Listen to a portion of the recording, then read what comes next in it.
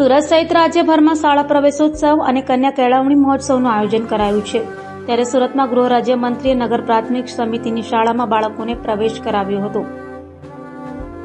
સુરત સહિત રાજ્યભરમાં શાળા પ્રવેશોત્સવ અને કન્યા કેળવણી મહોત્સવનું આયોજન કરાયું હતું। તો સુરતમાં ગોરદો રોડ ખાતેની નગર પ્રાથમિક સમિતિની વિષ્ણુ પ્રસાદ ત્રિવેદી શાળા ક્રમાંક 2 ખાતે શાળા પ્રવેશોત્સવ અને કન્યા કેળવણી મહોત્સવનું આયોજન કરાયું હતું, જેમાં ગૃહ રાજ્યમંત્રી હર્ષ સંઘવી હાજર રહ્યા હતા અને હર્ષ સંઘવીએ બાલ વાટિકા તથા ધોરણ 1ના બાળકોને શાળામાં પ્રવેશ કરાવ્યો હતો। નાના બાળકોને પગમાં કંકુ ટીકા કરી શાળા પ્રવેશોત્સવ ઉજવાયો હતો।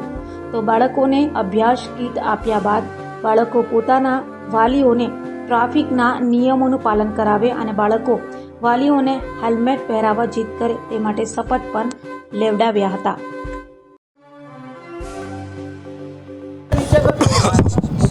ગુજરાત રાજ્યના મહાનગરોથી લઈને ગુજરાતના ગામડાઓ સુધી શાળા પ્રવેશ ઉત્સવની શરૂઆત થઈ ચૂકી છે। એ નાના નાના બાળકો જે પાપા પગલી ચાલીને હવે ભણતર પ્રાપ્ત કરવા માટે આજથી તેમની શાળાની શરૂઆત થઈ છે અને આ પાપા પગલી ભરીને ચાલતા બાળકો શાળા પ્રવેશ ઉત્સવમાં શાળાના પહેલા દિવસે ઘરેથી બહાર નીકળતી વખતે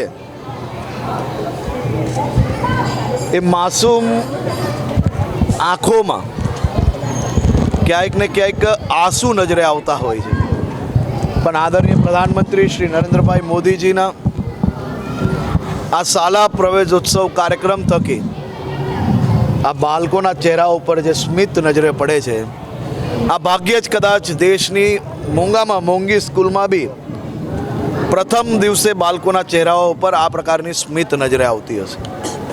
આ બાળકોને કુમકુમ પગલે પહેલું પગથિયું ફૂલ પર, બીજું પગથિયું અક્ષત પર, ત્રીજું પગથિયું કંકુ પર, ચોથું પગથિયું પાણીએ અને પાંચમું પગથિયું રૂમાલે। આ પ્રકારે આ બાળકોની શાળાનું ભણતરનું પહેલો દિવસની શરૂઆત થઈ છે। આજે મુખ્યમંત્રી શ્રી ભૂપેન્દ્રભાઈ પટેલના માર્ગદર્શનમાં ગુજરાતમાં હજારો શાળાઓમાં આ કાર્યક્રમની શરૂઆત થઈ છે।